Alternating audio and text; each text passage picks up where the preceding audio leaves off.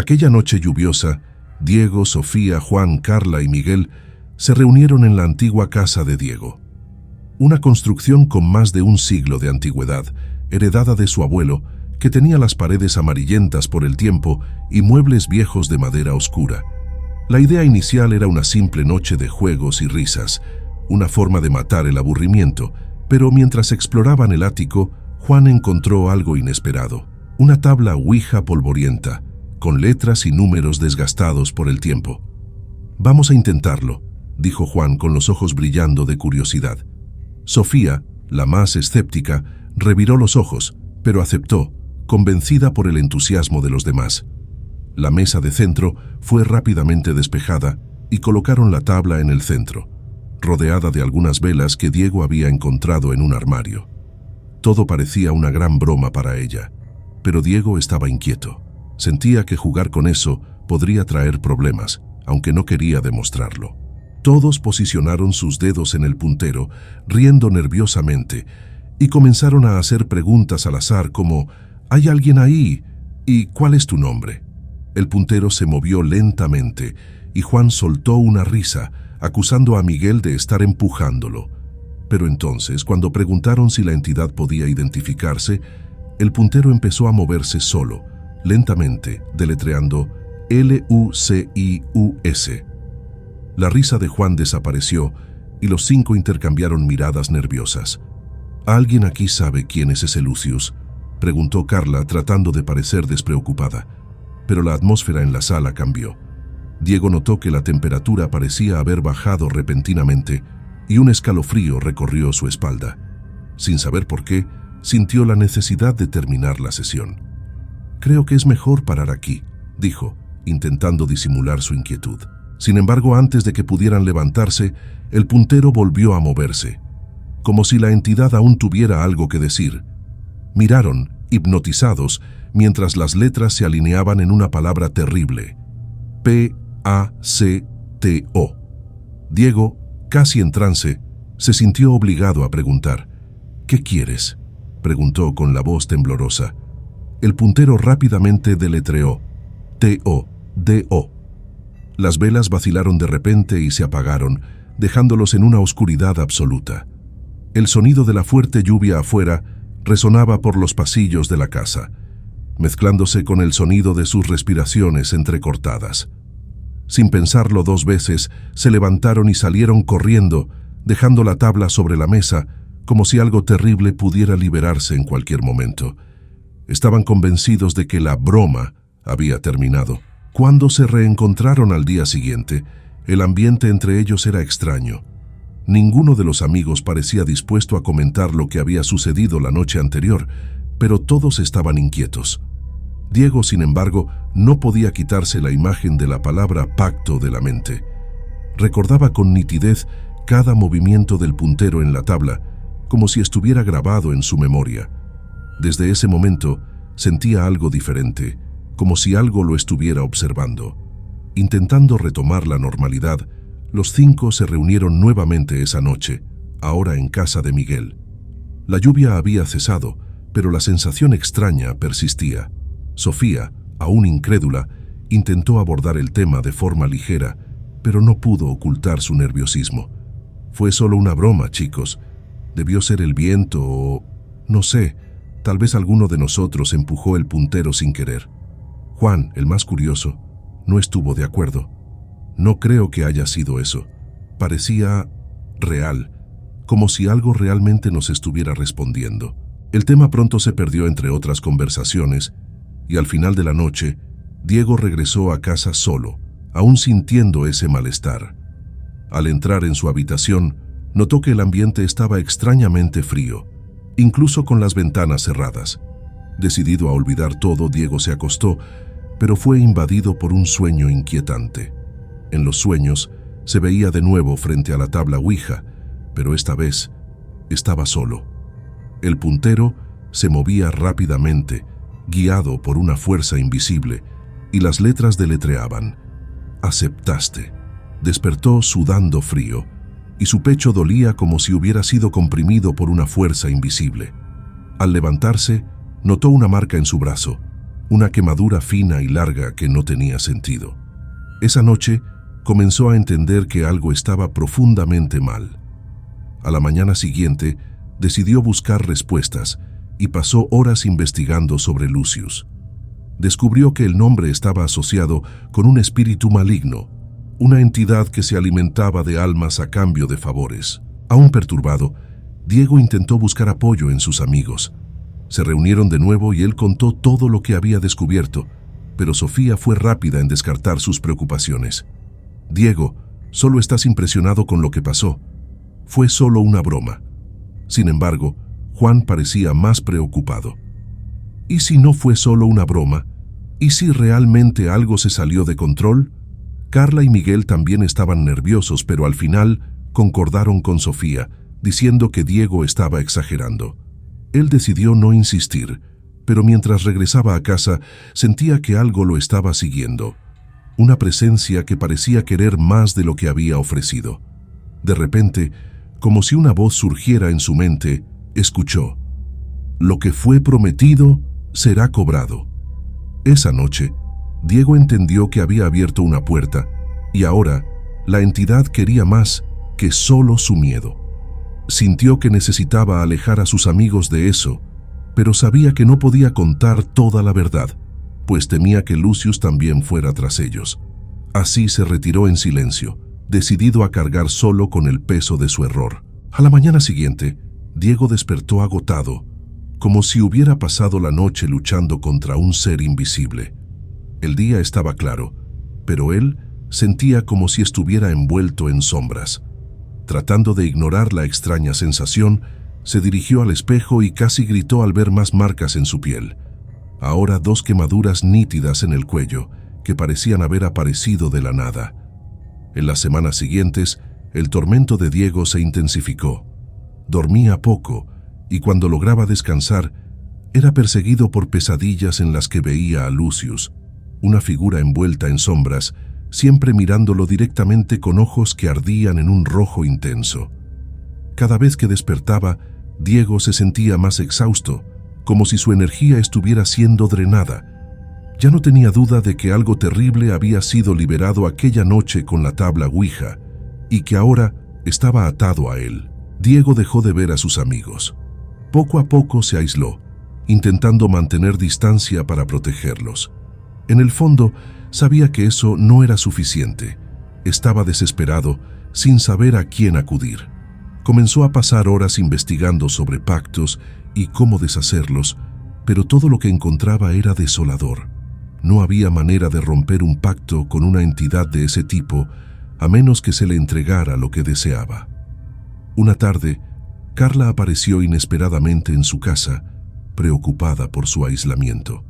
Intentó convencerlo de salir, pero Diego, al mirarla, sintió un miedo profundo de que Lucius pudiera desear algo de ella también. «Necesitas entender, Carla, que es demasiado peligroso estar cerca de mí ahora», dijo su voz cargada de desesperación. «He hecho algo que no puedo deshacer». Carla, sin comprender, lo presionó para que le contara lo que estaba ocurriendo. Pero Diego solo sacudió la cabeza, impotente. «Fue cuando hicimos el pacto. Pensé que estaba protegiéndolos, pero parece que el precio es algo que no puedo pagar». Ella se marchó, confundida, pero Diego sabía que había hecho lo correcto al alejarla. Sentía que cada vez que alguien se acercaba, Lucius se fortalecía, alimentándose de su miedo y de sus intentos de mantener la situación bajo control. Los días siguientes estuvieron marcados por un creciente sentimiento de desesperación. Diego comenzó a escuchar la voz de la entidad en su mente, como si siempre estuviera a su lado, susurrando palabras de derrota y destrucción. Se sentía cada vez más impotente, incapaz de huir o luchar. No había a dónde correr, y él lo sabía. La única salida parecía ser ceder al control de Lucius, pero Diego se negaba a dejar que la entidad ganara tan fácilmente. Perseguido y atormentado, entendió que no había forma de escapar de esa presencia. En su interior, Diego sentía que su vida estaba siendo lentamente arrebatada y que Lucius, de alguna manera, continuaba ganando poder. Desgastado, cayó de rodillas dándose cuenta de que cada intento de resistir solo parecía alimentar a la entidad y sabía que estaba quedándose sin tiempo. La entidad estaba dispuesta a reclamarlo todo hasta la última gota de su esperanza. Los días pasaban y las marcas en su cuerpo aumentaban, como si una mano invisible dejara quemaduras y cortes por donde pasaba. Se sentía prisionero en su propia piel, viviendo una pesadilla constante. El sonido de la voz de Lucius en su mente no se detenía. Era un susurro bajo, insistente, que lo atormentaba sin cesar. Por la noche, veía la sombra de la entidad, parada en la esquina de su cuarto, observándolo como un depredador paciente. Cierto día, decidió visitar la iglesia local en busca de alivio. Se sentó en los bancos de madera y miró al altar, pero pronto se dio cuenta de que estaba solo. El ambiente, que solía traerle paz, ahora parecía vacío, como si incluso allí Lucius estuviera presente, riéndose de su intento de escapar. Intentó rezar, pero sintió como si las palabras se quedaran atrapadas en su garganta. Salió de la iglesia más desesperado que antes, sintiendo que ya no había esperanza. La situación se volvió cada vez más insostenible. Diego apenas dormía, y cuando cerraba los ojos, era invadido por visiones horrendas. Veía a sus amigos sufriendo, atrapados por la entidad, como si estuvieran en una especie de limbo, pidiendo ayuda. Se despertaba sudando frío, su cuerpo más exhausto cada noche, y las marcas continuaban apareciendo, como si Lucius estuviera grabando en su piel las deudas del pacto. Una mañana, al mirarse en el espejo, Diego vio que las quemaduras en su brazo formaban palabras en latín, frases que no comprendía, pero que parecían estar cargadas de un significado oscuro. Al pasar los dedos por las marcas, sintió un dolor punzante, y la voz de la entidad invadió su mente una vez más, riéndose de su intento de buscar respuestas. La realidad se estaba fusionando con las visiones, y ya no sabía distinguir lo que era real.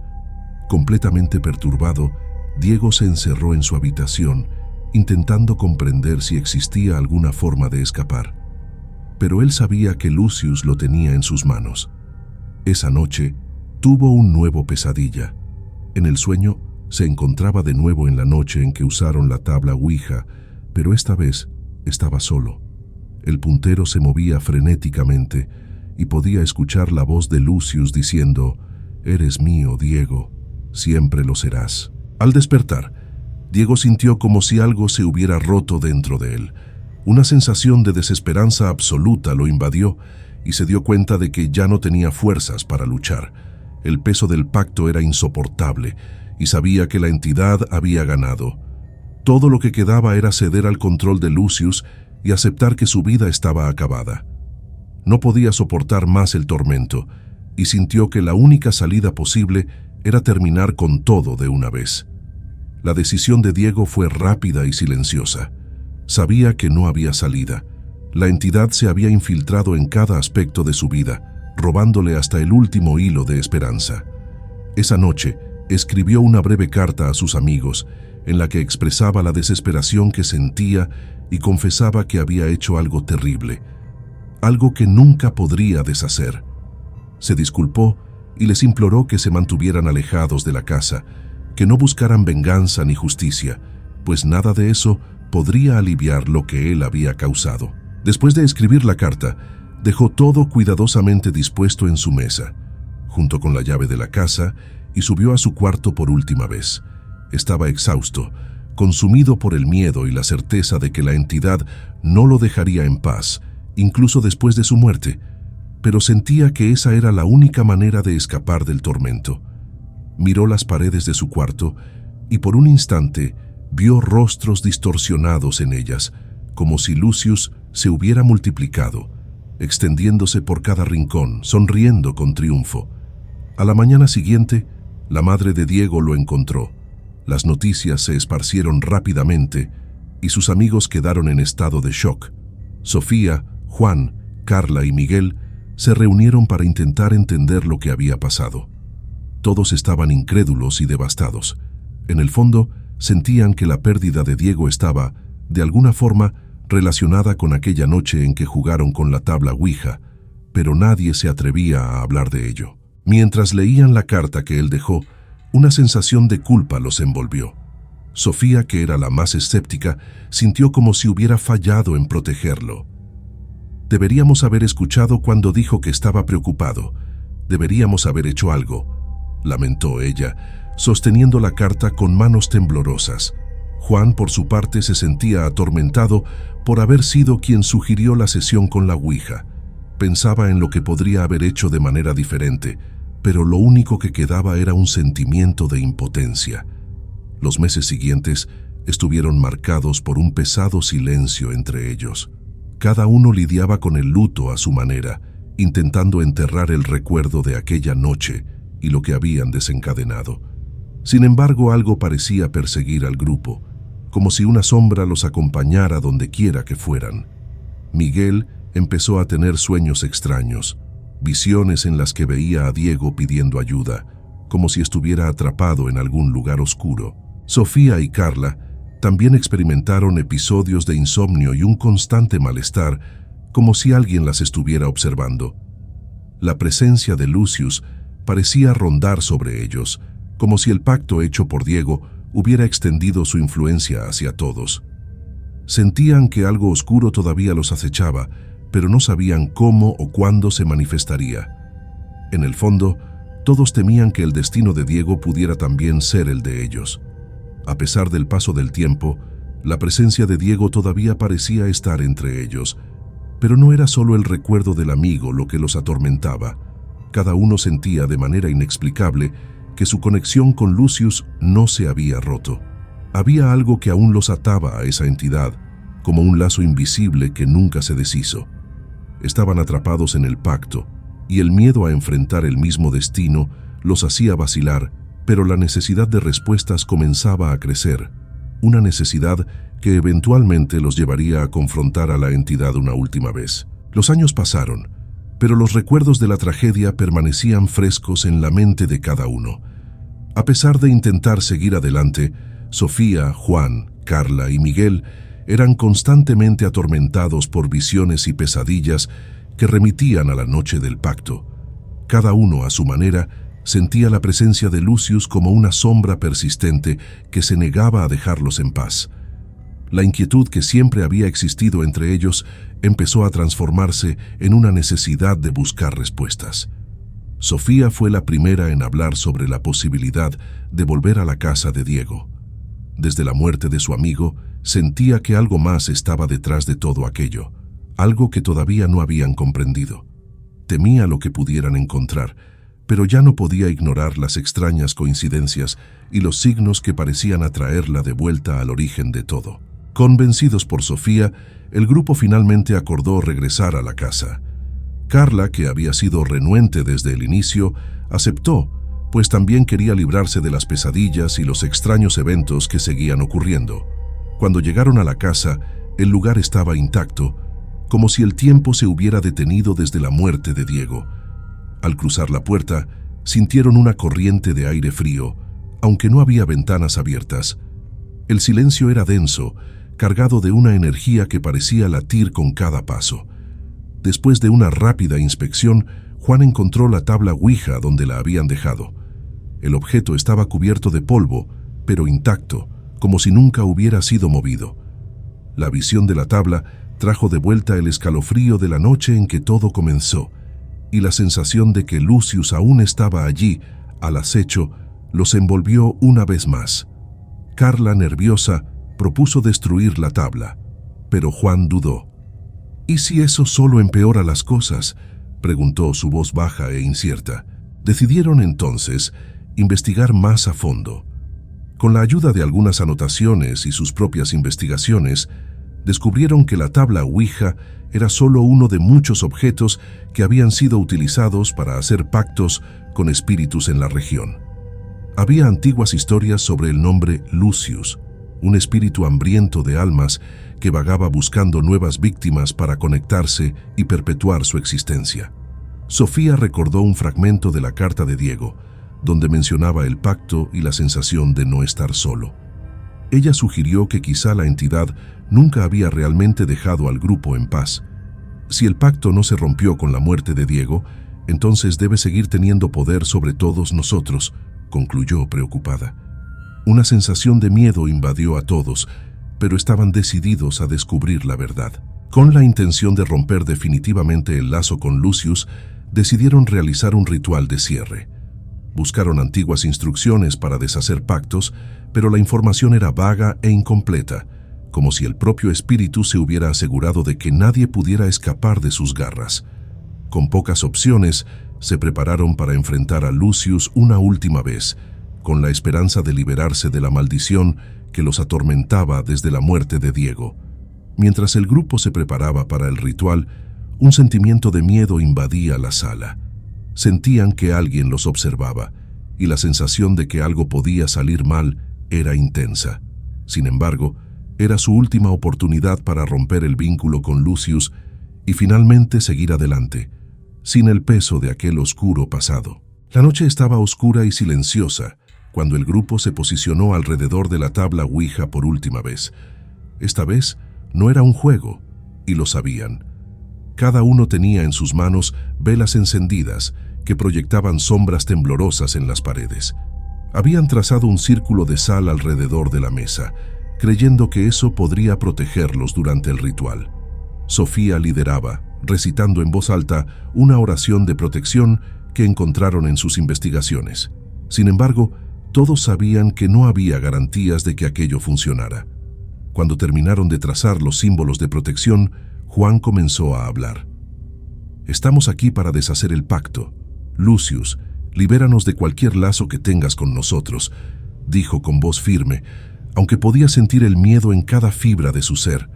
En un primer momento, nada sucedió, y por un instante sintieron la esperanza de que tal vez todo había terminado. Pero, de repente, un viento helado recorrió la sala y las velas se apagaron al mismo tiempo, sumiendo al grupo en la oscuridad. Una risa baja y ronca resonó en algún punto de la habitación, seguida de una voz grave que llenó el espacio. ¿Creen que pueden deshacerse de mí tan fácilmente? La entidad estaba allí más fuerte que nunca y no parecía dispuesta a renunciar a sus almas. Miguel intentó encender una de las velas, pero el fósforo se apagó antes de tocar la mecha. Alrededor de ellos, el aire parecía vibrar con la presencia de Lucius, y la sensación de frío aumentaba, como si la entidad estuviera absorbiendo toda la energía del ambiente. En un intento de comunicarse, Sofía gritó hacia la oscuridad. «¿Por qué nos persigues? ¿Qué más quieres de nosotros?». La voz de Lucius respondió, esta vez muy cerca, como si susurrara directamente en sus oídos. «Me llamaron y ahora son míos para siempre». Diego fue solo el comienzo. Sintiendo la impotencia de la situación, intentaron romper el círculo de sal, pensando que quizás liberar a Lucius de alguna manera podría calmar su presencia maligna, pero todo lo que lograron fue aumentar la sensación de pavor. En un último acto de desesperación, Juan tomó la tabla Ouija y la lanzó al suelo, intentando romperla. Pero, para su sorpresa, la tabla parecía inquebrantable, como si estuviera protegida por una fuerza invisible. En ese momento, la entidad se manifestó con mayor fuerza. Las paredes de la sala comenzaron a vibrar y sombras se extendieron por el suelo, formando figuras distorsionadas que se movían hacia el grupo. Cada uno de ellos vio un reflejo de Diego en las sombras, su rostro contorsionado en una expresión de dolor.